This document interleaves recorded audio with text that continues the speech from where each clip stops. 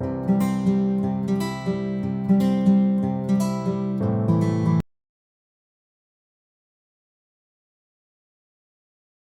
now starting with our next segment.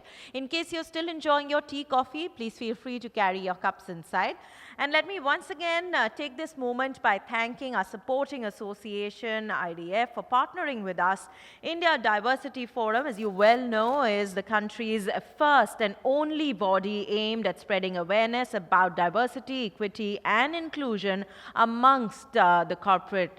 Yes, it is glad to bring to you the second edition of India Diversity Job Fair 2022. I'll be happy to share the dates of the fair with you. It is scheduled to be held on the 14th and the 15th of October this year. And to know more about the job fair and how you can participate, I'd like to request you to please connect with our team. And of course, we have a lot happening today itself. We're looking forward to starting with our next segment, a very interesting fireside chat right here. Our fireside chat is really going to be on CXO recruiting strategies to discover the right contenders. And if there is time, we would love for all of you to have a little bit of engagement with our speakers.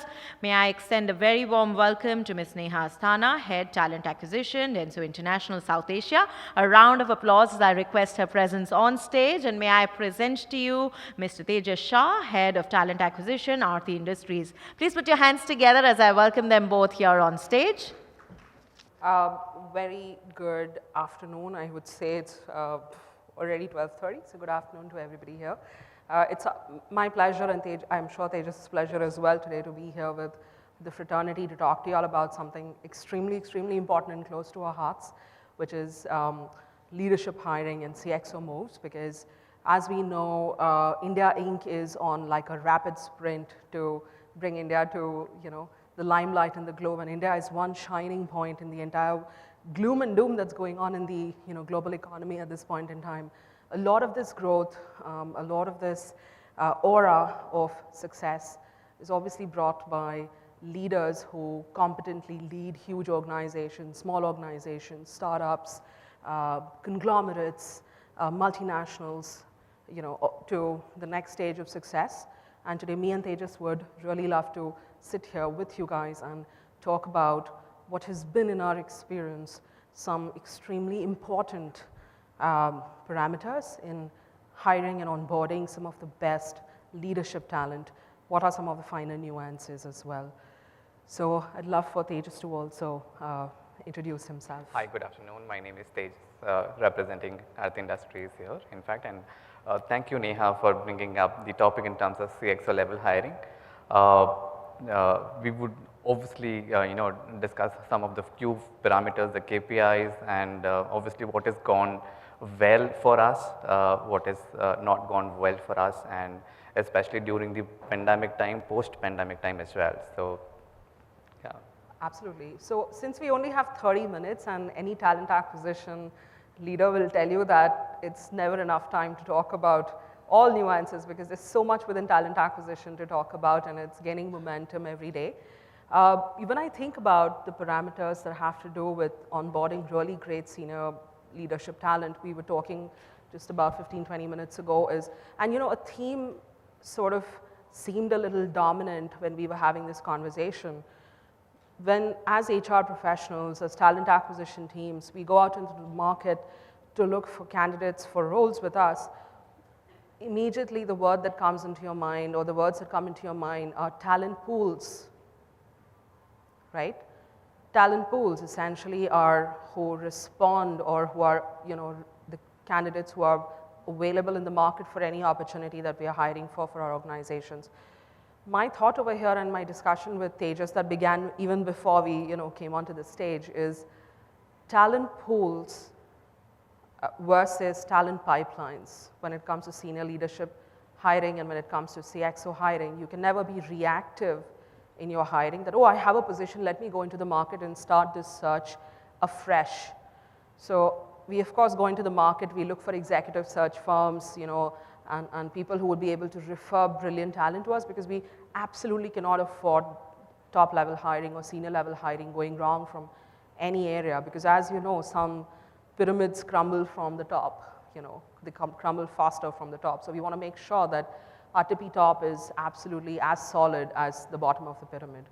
So to do that, of course, I feel instead of being reactive and going into the market and looking for people when a position comes up, there has to be a perennial, year-long or years-long pipeline that keeps developing, because while for entry-level talent, for mid-level talent, you can still go into the market, figure out who's available and then go for it.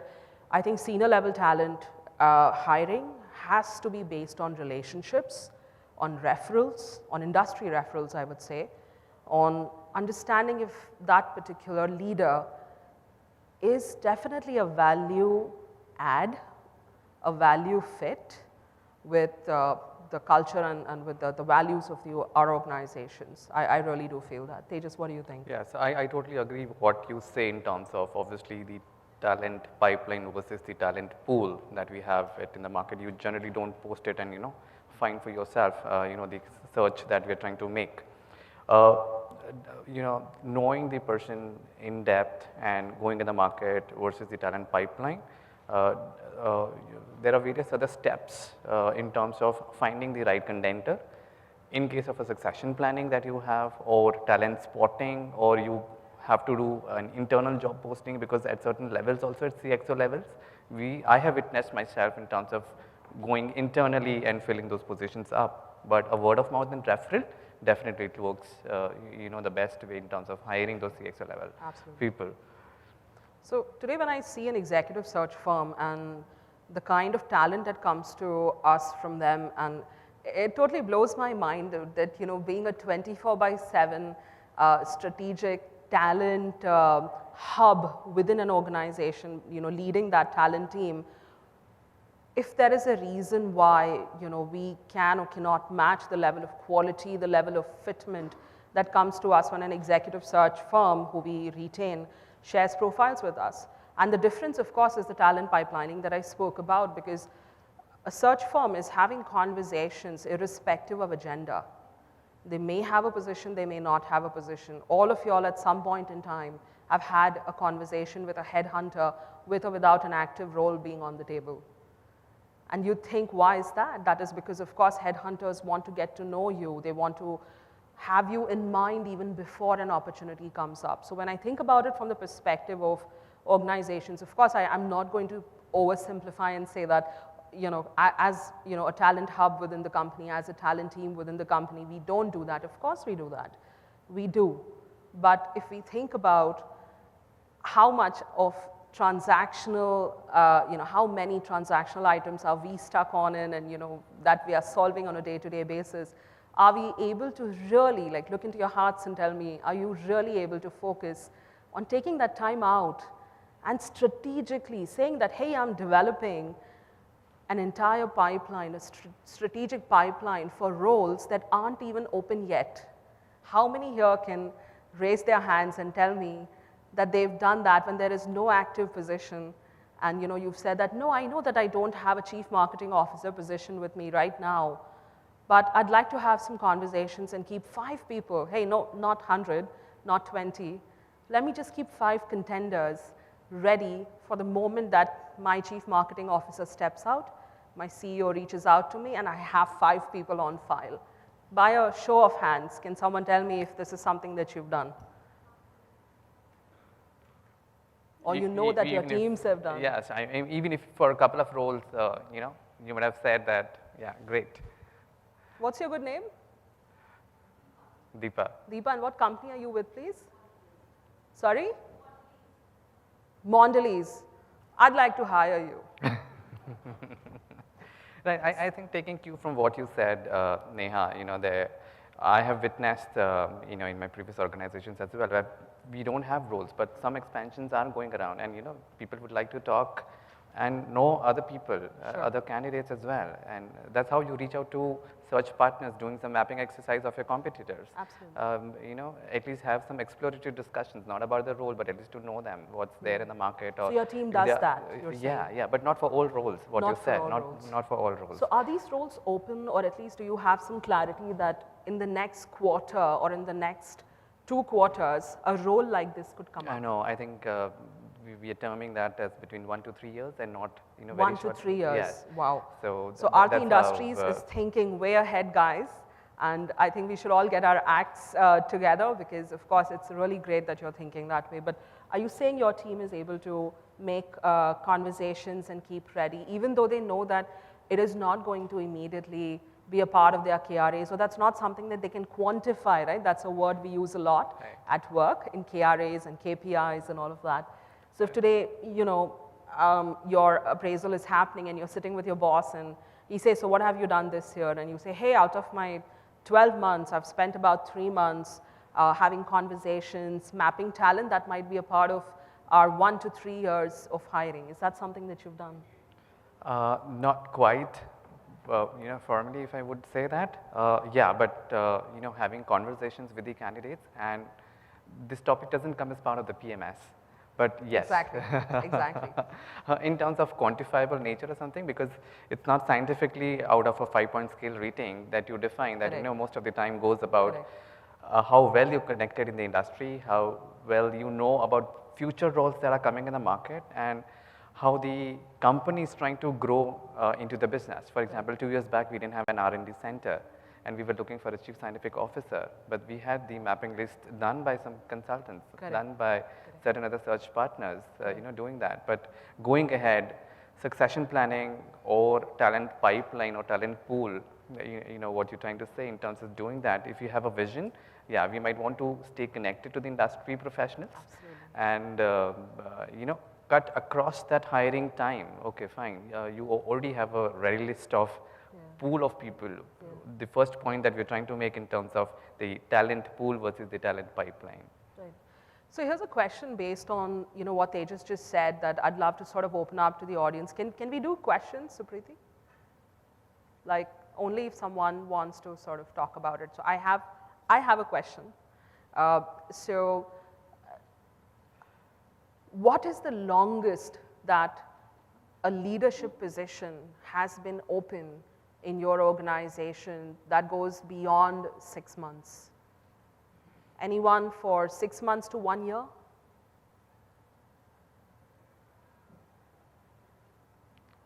Wow. Wow, you guys are Wow. awesome. Okay, Right. okay, awesome. So I'll tell you why I even asked that question, right? My thought was reactively filling the position within timelines as is needed because, hey, business impact, so we have to fill it on time, or waiting for the right individual to fill the position with, right?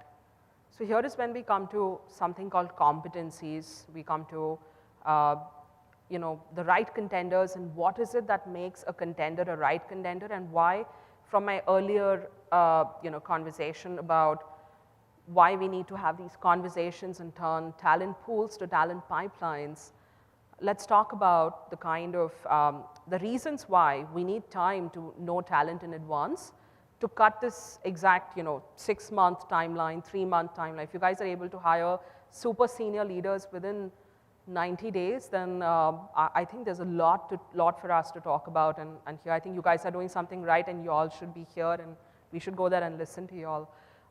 For sure, and I look forward to doing that. But let's talk about the competencies. So, Tejas, what according to you today, and especially in a post-pandemic time, right now, there are no conversations happening where we don't put the P word, the pandemic word, or the PP word, which is a post-pandemic words, into our conversations because everything is like, hey, how were things before? How were things during?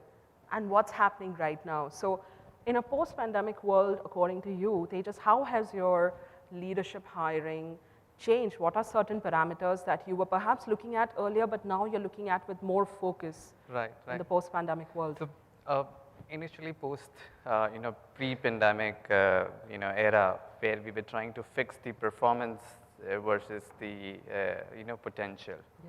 Yeah. We were not linking to certain other competencies that we have to fit in the 9 box. Post-pandemic, that's linked to something called empathetic leadership.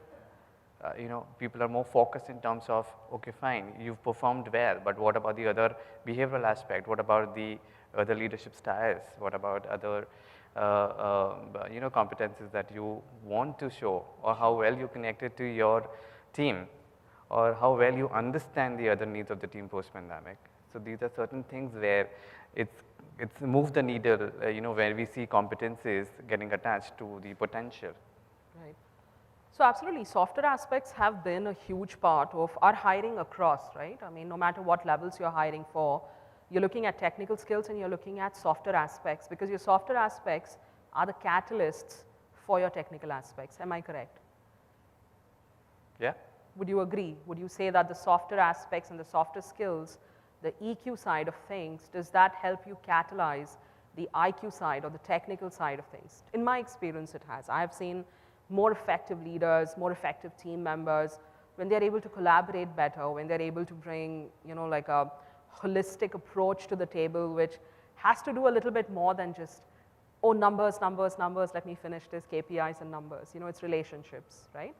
So I think in the post-pandemic world, empathy, and I understand that empathy was a huge theme just about, I think, in the previous session that happened over here, and you guys might be talking about it. Empathy has always been very huge for me because I have, over the last 17 and a half years, interviewed a lot of people for different roles, and without really naming any of these companies, I have met and spoken to folks coming from some of the absolute market leaders, who are known for their culture, who are known for how vibrant they are, who are known for their policies. And I've had these people come and tell me, Neha, we are quitting this company. And I said, hey, why are you quitting so-and-so company? It's the market leader, it's amazing. And I've heard so much about your culture, everybody's gaga about this company. So they say, no, Neha, we've hired some folks on the senior level. The culture that they've percolated down is completely opposite of the values that the company believes in. Unfortunately, we're in the line of fire because we are in the direct reporting structure or indirect reporting structure. So if companies that are so well known, who are such big brands, can't afford having leaders that are not empathetic, that are not, culture fits or culture adds to their agenda, I think for all of us, there's so much, to think about and introspect in terms of, are we hiring empathetic leaders right now? The Great Resignation happened globally. It happened in India also. I mean, today I've had, the experience of working with organizations where the average age was 24 or 25, right? A lot of these people, whether they come from, two-parent earning families or, they don't really need a paycheck to survive, they're pursuing their dreams. They're pursuing a work-life balance. They're pursuing travel. They're pursuing passion and whatnot. So today, with Gen Z at the workplace, are my leaders empathetic enough to keep them? Oh, these guys are a handful. And let me say this on this forum, and I keep saying this all the time. I love Gen Z. Let me say that to you. I'm a millennial. I'm supposed to hate them. I love them. I think they're fantastic. They haven't been tapped. They haven't been understood. And what they'll bring is going to be above and beyond what millennials have ever got to the workplace. I think I totally agree. In fact, I would believe the HR stretch that we have in our current organization, 80% are Gen Z. Wow. Wow. So that's the kind of, push that we get it from them. That's the kind of, nature of working style that we have. Yeah.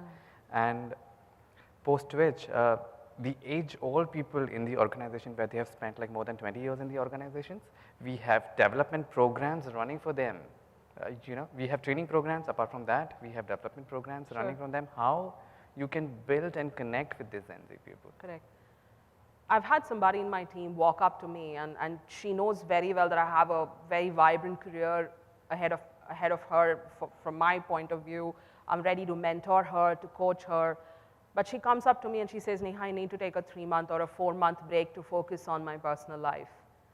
So today as a leader, how do I respond to her? I tell her, hey, if you're gone, this position is going to be filled, and I don't know when you'll come back if I have something for you or not. So today when we're hiring leaders at the workplace, how do we ensure that they are empathetic and that they're cut out for a post-pandemic world, right? We were talking about this, Tejas, and I'd love to hear your thoughts on maybe psychometrics. Like, are we using psychometrics in our tests? Because as you guys would know, everyone gives a good interview, right? Everyone gives a good interview.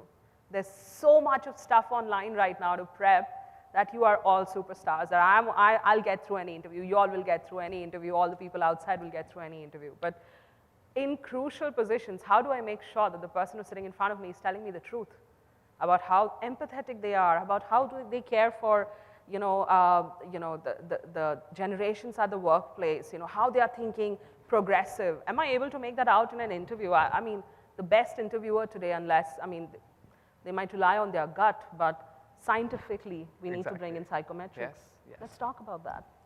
I think the best tool that we have had for the psychometric assessment, scientifically designed in terms of quantifiable nature. What Neha is also pointing out in terms of when we are sitting face to face, the body language also matters. But what the reaction the candidate will give at that certain level, in fact, we don't know. These are certain tools that help us in terms of deciding the factors. Interviews would be very good or something like that. The interview panels are, okay, fine, I want this candidate to be hired.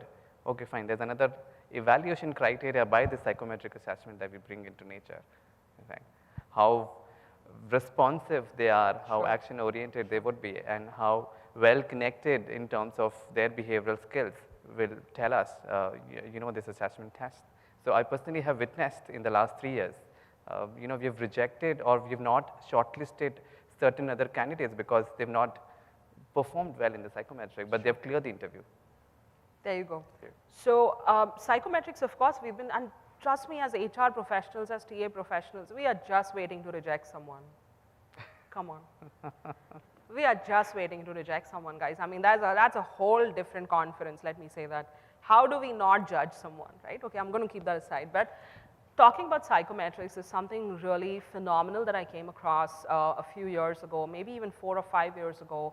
I was talking to a particular psychometrics company, and they said, Neha, we have something called success profiles. Okay, so today, if in your organization you have identified leaders that you want people to come in and join you who are in the mold, built in the mold of that particular leader in terms of the skills, the empathy, and whatever it is that you might want. So they actually build out a success profile based on that particular leader, which you can put into your interviews and then interview according to that particular profile, right? It's not all, oh, I'm going to reject for all stability issues. I'm going to reject for any educational background. I'm going to reject for too many job jumps or specific companies that the person has worked with. They don't have experience in this one small area. It all goes out of the window, right? Yeah.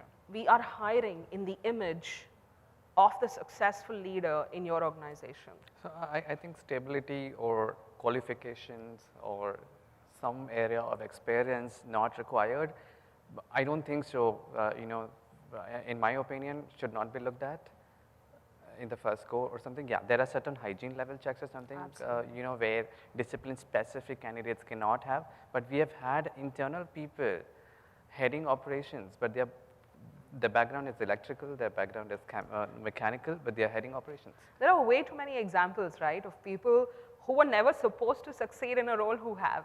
You have. Right? So, most of my team, they are engineers, but they've done, Correct. they are into human resources. So psychometrics, but with a heart. Yes. Right? So something like that. But yes, great, thank you. So I think with that, I'll probably conclude. I could speak all day. This is one of my favorite topics to talk about, and Tejas also. But we would invite questions now from, maybe a few questions from the audience. Yeah, you had raised your hand. Yeah, yes, please.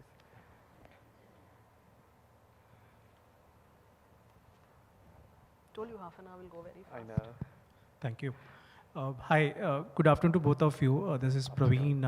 I head the talent acquisition for Tata AIG. So just wanted to ask you, how's your experience on offer dropout ratio? You'll have to be a little louder, I'm so sorry. Sorry, I'm asking is what is your experience on offer dropout? Today, after coming from COVID, a lot of, you asked like first 6 months, now empathy is something that business leaders should look at HR because a lot of positions have been opened. Yep. I'm having a serious challenge because I've Yep. offered one senior position in HR itself. Yep. It took about 8 months and there was 7 dropouts because people have a very high expectations. Yep. First, in terms of hybrid model, मुझे अपने native place से ही काम करना है, and after 3-4 months, if they want to join back, they get Sure. another job opportunity. Sure, no, absolutely. So how you manage this? situation. Sorry, what company did you say you're with? This is, I manage the talent acquisition for Tata AIG, General Tata Insurance. AIG. Yeah. Okay, okay. Dude, you're in insurance. Come on. Go ahead.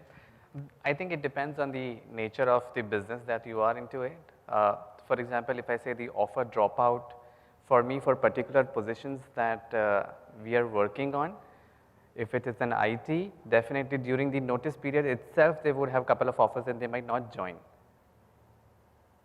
You know, we have had candidates, I may not lie to you, you know, the time of onboarding at 10 o'clock today in the morning, if the candidate is supposed to join, he's not turned up.